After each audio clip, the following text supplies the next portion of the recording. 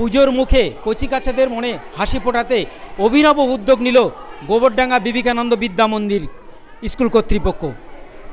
এবছর তারা একটি অভিনব উদ্যোগ নিয়েছে, আর সেই উদ্যোগে সামিল হয়েছে স্কুলের ছোট ছোট কচিকাচা থেকে অভিভাবক অভিভাবিকারা। শিশু মনে সামাজিক দায়বদ্ধতার পাঠ দিতে এই উদ্যোগ বলে জানা গেছে। আমার সঙ্গে এই মুহূর্তে রয়েছে এই স্কুলের প্রধান শিক্ষিকা, আমি তার সঙ্গে একটু জেনে নেব যে কেন এই ধরনের উদ্যোগ। দিদি, এই ধরনের উদ্যোগ আপনারা কেন নিলেন?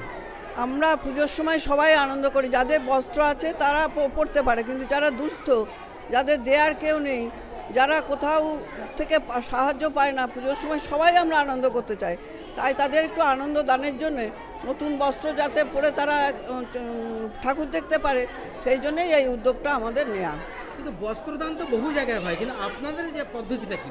আমাদের পদ্ধতি গরিব দুস্থ বাচ্চা, ছোটো ছোটো বাচ্চা, আমাদের তো প্রাইমারি স্কুল, ছোটো ছোটো বাচ্চারা যাতে আনন্দ পায় যে আমরা একটা বস্ত্র দান করছি একটা দুস্থ বাচ্চাকে, এই সচেতনতাটা তাদের ছোটোর থেকে যাতে ভেতরে জাগে, সেই জন্যই আমরা এই উদ্যোগটা নিই যে কাউকে কিছু দিতে হবে। সবটাই আমি পরবো ভালো জামা, সেটা যেন না হয়, সবাইকে দুস্থ বাচ্চা বা যারা খেতে পাচ্ছে না তাদের কিছু দান করতে হবে, এই বোধটা জাগানোর জন্যই আমরা এই উদ্যোগটা নিই।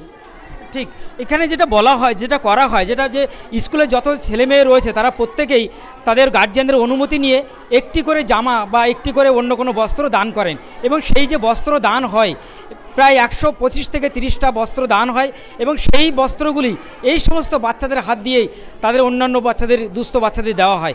তো আমি একজন অভিভাবকের জেনে দেখব যে এই যে পদ্ধতিটা, এটা কি বাচ্চাদের মনে একটা সামাজিকতা দায়বদ্ধতা গড়ে ওঠে এমন মনে হয়? অবশ্যই গড়ে ওঠে।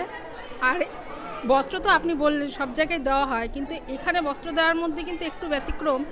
সেটা হচ্ছে এখানে কিন্তু শিশুরা এসে তার নিজের পছন্দ মতন বস্ত্রটাই সে নিতে পারছে, এই সুযোগটা আছে। আর আমার বাচ্চার সাথে সাথে যখন একটা অন্য দুস্থ বলা ঠিক না, সেই বাচ্চাটা যখন নতুন জামা পাওয়ার আনন্দ, সেই যে তৃপ্তি, সেই তৃপ্তির থেকে আর অন্য কিছু আমার মনে হয় মানে এই আনন্দের থেকে আর কিছু আনন্দ হতে পারে না। আমি মানে বাচ্চাদের যে মুখে হাসি, যে নিয়ে যাচ্ছে জামাগুলো দেখে, আমি জিজ্ঞেস করলাম কি বাবা তোমাদের পছন্দ হয়েছে, বলছে হ্যাঁ, এটাই হচ্ছে সবচেয়ে বড় পাওনা আমাদের কাছে। আর আমরা গর্বিত, আমরা এই স্কুলের অভিভাবিকা হয়ে আমরা সত্যিই গর্বিত। ঠিক, গত 2008 সাল থেকে এই পদ্ধতি চলে আসছে যে প্রায় 125 থেকে 30টা যে বস্ত্র হয়, সেই বস্ত্রগুলি এই সমস্ত বাচ্চাদের হাত দিয়েই দুস্থ বাচ্চাদের হাতে তুলে দেওয়া হয়। ফলে তাদের সামাজিক দায়বদ্ধতা যেমন গড়ে ওঠে, তেমনি তাদের একটা অন্য ধরনের মানসিকতা তৈরি হয় এই সমস্ত কচিকাচাদের মনে। তাদের নিজেদের মুখে যেমন হাসি ফোটে, অন্যের বুকেও হাসি ফোটাতে পারে।